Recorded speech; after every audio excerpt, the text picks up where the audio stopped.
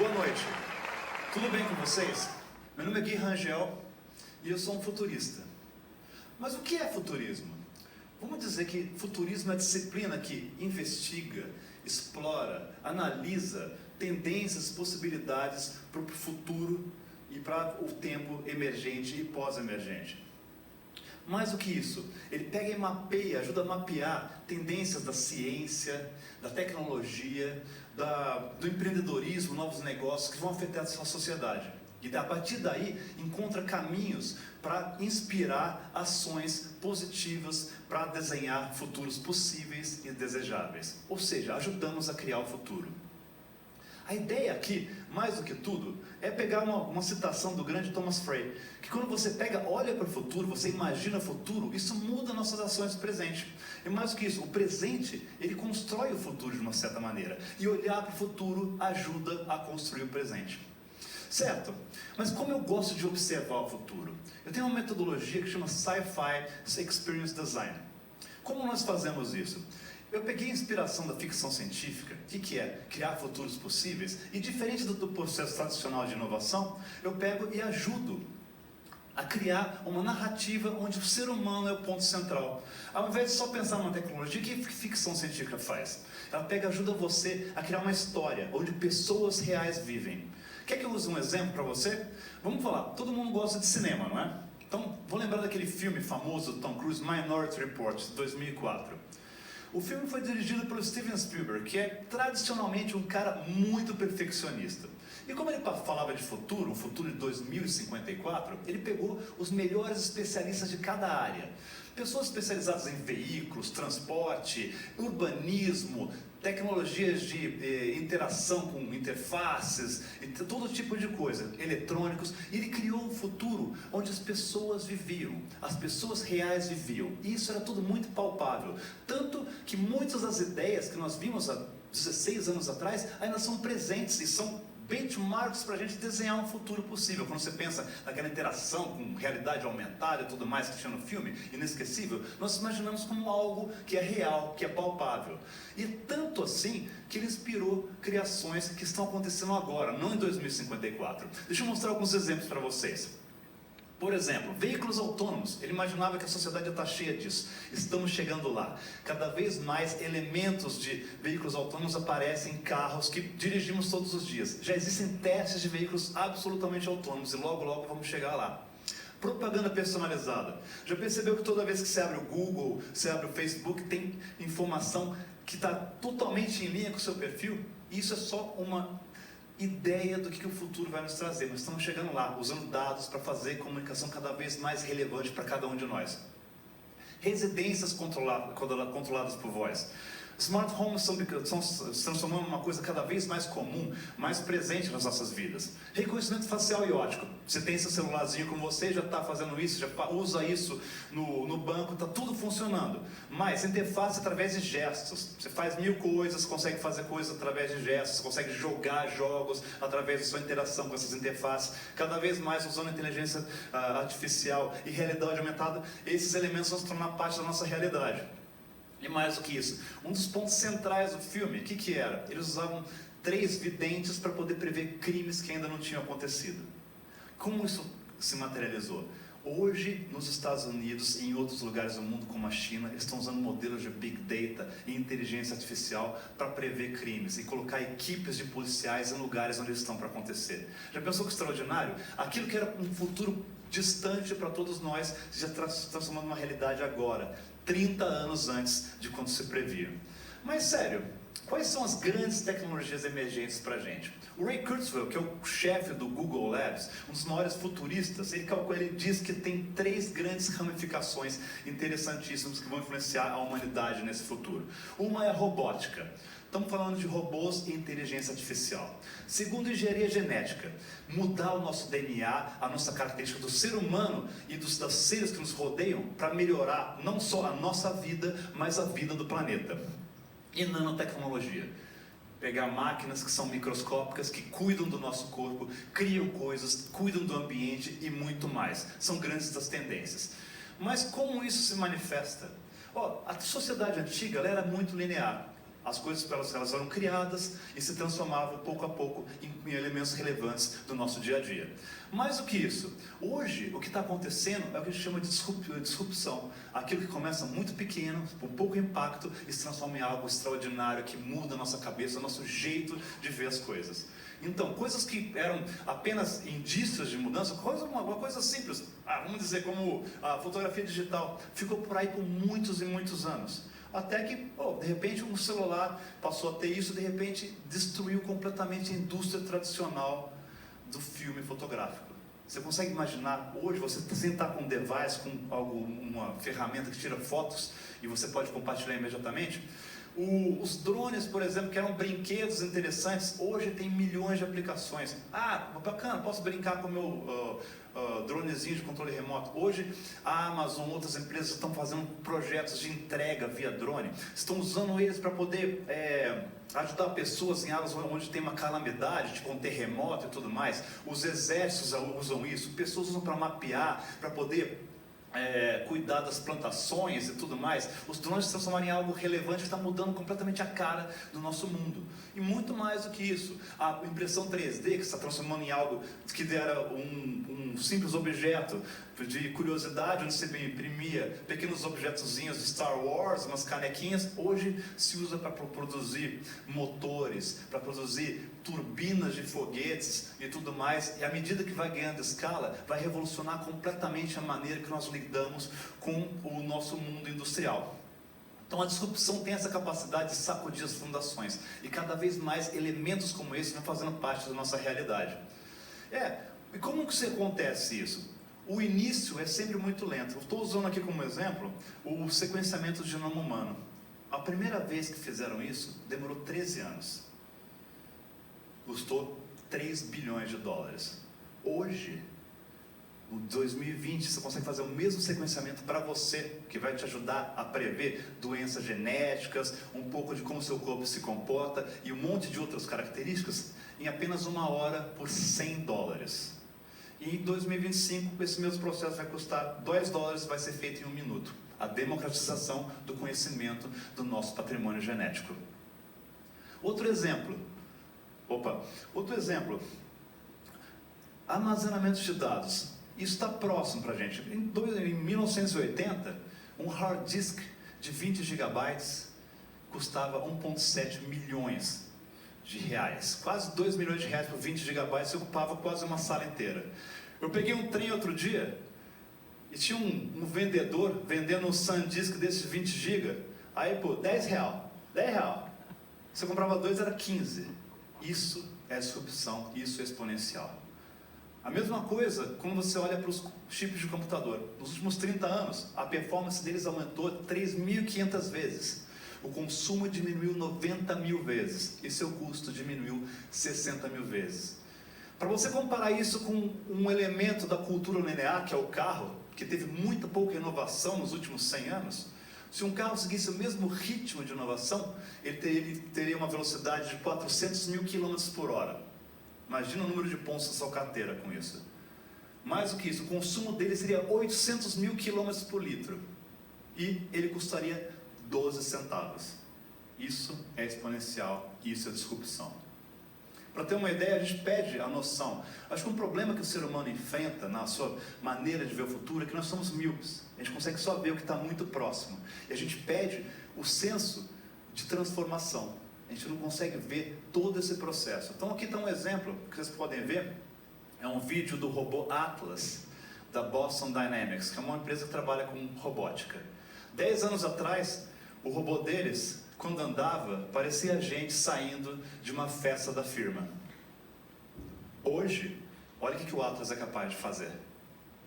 E tem vídeos recentes que ele faz malabarismos do tipo ginástica olímpica e tudo mais. Imagina o impacto que isso pode ter na nossa vida no futuro. Assistentes como esse ajudando a produção, a cuidar de pessoas e tudo mais. Mas tem um futuro que talvez não seja tão positivo. Talvez seja um pouquinho mais sombrio, por isso tem que se preocupar, temos que ser donos dessas transformações.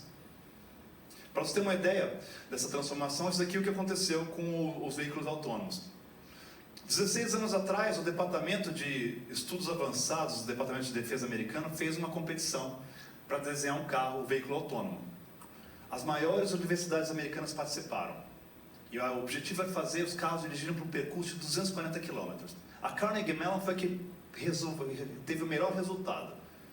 Eles conseguiram dirigir 11 km até que esse veículo aqui, à sua esquerda, caiu numa vala. Hoje, em 2019 e 2020, já temos veículos autônomos que conseguem fazer todas as atividades sozinhos. Certo? E mudando a maneira com que vemos o mundo. O mundo continua mudando, coisas extraordinárias. Na China o dinheiro desaparece. Eles passaram do dinheiro físico para o dinheiro virtual, sem passar pelo cartão de crédito.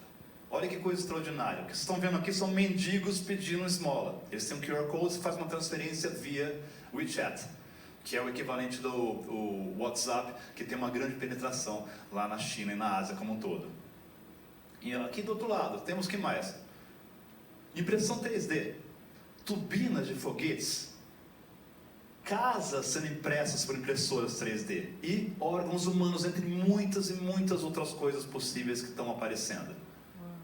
Substitutos da carne. Quando a gente fala de sustentabilidade, diminuir o impacto ambiental, estamos falando de usar vegetais para simular o sabor de carnes, de peixes, frangos, carne bovina e também carne criada em laboratório, que reduz grandemente o impacto. Olha só a diferença. O hambúrguer criado em laboratório. Para você criar 1 bilhão de hambúrgueres, aqui tem um número que uma empresa que está produzindo apresentou.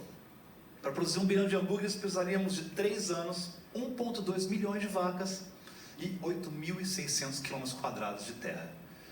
Com a tecnologia nova, eles conseguem produzir esse mesmo bilhão de hambúrgueres com as células tronco, ou seja, a amostra de uma vaca em 1 mês e meio. Vocês perceberam o que é a disrupção?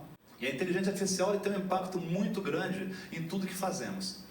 Cada vez mais ela acaba se conectando com todas as áreas de conhecimento do ser humano. Aqui, para você ter uma ideia, o que está acontecendo, o que é a inteligência artificial? Recentemente, um projeto do Google foi desenhado para poder jogar um jogo asiático muito famoso chamado de Go. Eles acreditavam que ia demorar mais 20 a 30 anos para que um computador pudesse ganhar dos melhores jogadores de Go profissionais na Ásia. O computador do Google conseguiu ganhar ano passado, ano retrasado, no fato. Ninguém imaginava que fosse possível. Ele ganhou de 4-1 do terceiro melhor jogador do mundo. Meses depois, ele jogou com uma versão aperfeiçoada, ele jogou contra o melhor do mundo e ganhou de 5-0. Já imaginou? Mais do que isso, uma versão aperfeiçoada do AlphaGo, que é o nome desse programa, ela foi criada sem ser programada. Eles simplesmente colocaram as regras de Go para que ela jogasse. E o que aconteceu? Ela treinou por um dia e depois foi colocada para jogar com outra versão campeã. Um dia depois eles fizeram 100 partidas entre as duas inteligências artificiais. E a nova versão ganhou de 100-0, sem intervenção humana. Esse é o potencial extraordinário e às vezes assustador. Mas o que nós temos hoje em inteligência artificial que chama de inteligência artificial restrita, que é uma inteligência artificial que só consegue fazer uma tarefa muito bem. No futuro, teremos o que eles chamam de inteligência artificial geral, que é capaz de pegar e interagir com o mundo da maneira que nós fazemos, aprendendo, sendo intuitiva e interagindo com problemas diferentes, sem ter sido treinada especificamente. E no futuro, que para alguns é assustador e para outros é inspirador, podemos chegar à superinteligência artificial, algo que transcende a nossa capacidade de ver o mundo, de lidar com o mundo, que faz com que o ser humano vá entrar num outro patamar. Alguns acreditam que para que isso funcione, o ser humano tem que estar conectado a essa inteligência, para poder aumentar a sua capacidade de observar o universo e se conectar com ele. E tem muita coisa acontecendo, muitas coisas acontecendo nessa área. Hoje tem inteligência artificial que cria música, que fala com você como se fosse um ser humano, não como aquele atendimento terrível da Vivo, que nós continuamente reclamamos.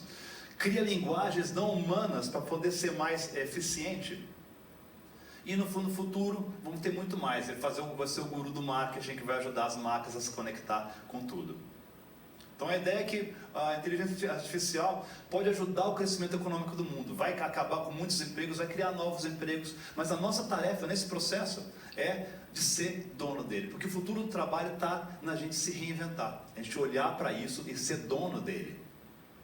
Como a gente gosta de falar, As crianças hoje, quando a gente fala de futuro do trabalho, eu estava conversando hoje com o pessoal, as crianças não vão ser mais definidas por uma carreira, não vão sair mais formadas, que é aquele termo arcaico que nos define, como eu fui formado, ou seja, eu estou finalizado quando eu saio da faculdade.